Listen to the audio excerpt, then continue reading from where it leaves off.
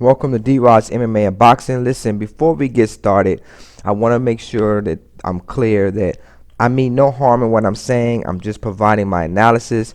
I'm not trying to be disrespectful. You know, there's a fine line between entertainment and disrespectfulness, and I'm just going to do everything I can to not be disrespectful and just provide you with my analysis. Now, Ryan Hall, and I can't pronounce the name. I apologize in advance, but Topuria and Ryan Hall had this match where, Ryan Hall going in was pretty confident that he would, finish this match, and he should be. But I believe that his success has kind of sort of been his downfall. He hasn't. He's more his success. Sometimes when we're successful, we tend to focus more on our success and trying to duplicate it. And sometimes you can't duplicate your success. You have to be prepared for anything. Now in Jiu Jitsu, there's nothing wrong with playing the guard, but we've gotten so comfortable with this guard game, and we've kind of moved away from the essence, the trueness of Jiu Jitsu. We know Royce Gracie as the guy who did all these submissions off his back and everything of that nature, and so everyone is trying to duplicate the guard game. But what a lot of people forget was they forget this.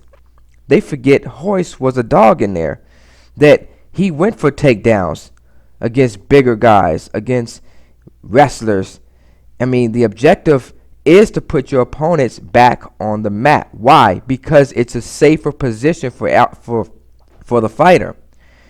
When you go to the ground, no matter how good your guard game is, it's inherently dangerous, and especially now where Jiu Jitsu and MMA is more based upon entertainment. So now there's a little bit more movement going on, and so it's inherently dangerous. So in the event, though, if you can't get your opponent to the ground, which it happens, then you have a guard game to rely on. Perfect punch block control. And not allowing yourself to accumulate any substantial amount of damage. And if you can't get back to your feet or get a submission, this is the objective. Position control.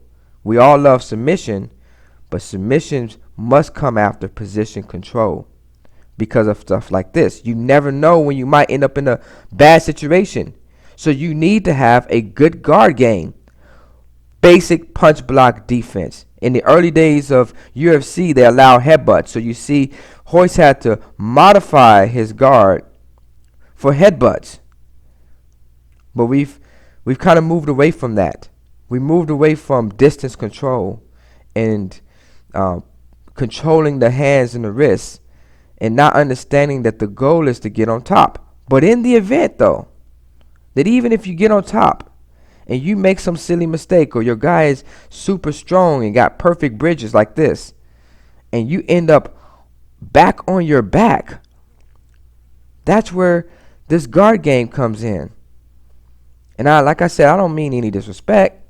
It's just, it is what it is. We've got to get back to the essence of jiu-jitsu, the essence of self-defense, controlling your opponent, landing strikes, because situational awareness is vitally important, and so Ryan never noticed that Topuria was ready for him. He was crouched over, not to mention he was a smaller man. So when he approached Ryan, he knew that Ryan was going to go for the Imanari roll, so he was ready and able to counter it. He was a smaller guy. Not only was he a smaller guy, but he was low to the ground already, so he could protect his legs, sprawl back, and the thing is, when you're playing these crazy guard games, you are putting yourself in great risk and great danger. Topuria was ready for it.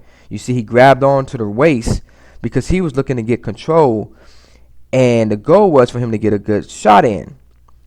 You see here, Damian Maia, he got taken down, but his objective is not to pull guard, though. It's always to go for a takedown and put yourself in the most advantageous position. That's why position over submission is so vitally important. You see, wrestlers do it all the time. They've never strayed away from wrestling, but jiu-jitsu have strayed away from jiu-jitsu. And you see more wrestlers being successful. You see, Damian Maia was able to take down the wrestler. It's highly likely that you're going to end up on the ground at one point in your career. So you might as well learn defense, but understand the concept. And we moved away from that. And so Ryan continued to put himself in some very dangerous positions because he's gotten so comfortable and used to it. But Topuria's strategy was clear. Stay low to the ground and try to counter him. Get hip control. Ride him out. And when you can, land a clean shot. But if you can't, get away. I mean, it was a clear, effective strategy. Ryan never changed the strategy. He had a spinning back kick, but that was it. And then he finds himself in side control, and he was able to get out of side control. And there's a legit escape. The problem is that you were using the same escape over and over again. He never changed his attack. To me, I think he was overconfident, and he didn't feel the need to blend his attacks. And he found himself literally in a dangerous position. Look at Topuria's hands are free. He's able to throw a punch. And Ryan here is going for that spinning kick, and he's telegraphing it. So Topuria, all he has to do now is time this kick. Come in, cram in, and then take the back. Go for the takedown. It's very effective. And I believe that Ryan just got too comfortable. Like, for example, right here. Ryan has an upside down guard game. But he wasn't ready for it. He wasn't ready for the strikes. It was as if he was just dreaming in there. No disrespect. And so Topuria, I told you his strategies were very simple. Look for your openings and land a powerful strike when he could. And Ryan Hall got a very flexible guard. It's just he got caught. He allowed him to get too close, and he took some really hard shots.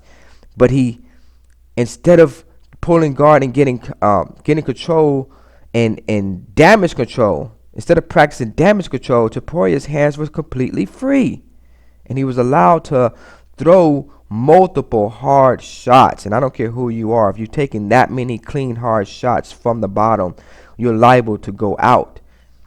He didn't pull guard. He didn't go back, try to get into full guard and get control of the hands. And when you play this type of guard game, you risk damage because anything can happen. Any type of punch can land. You see, it's vitally important that everyone in the community of Jiu-Jitsu go back to the essence of Jiu-Jitsu, because you can find yourself in a position like this. But if you understand punch block defense and understand the dangers of the position and able to get control of the punching hands, you're able to do things like get back to your feet, land strikes, and be effective. You know, this is DROD'S MMA and Boxing. I hope this wasn't disrespectful. Hit the like button, comment, subscribe, and tell me what you think if Ryan Hall got 2 days, lackadaisical in there. Peace.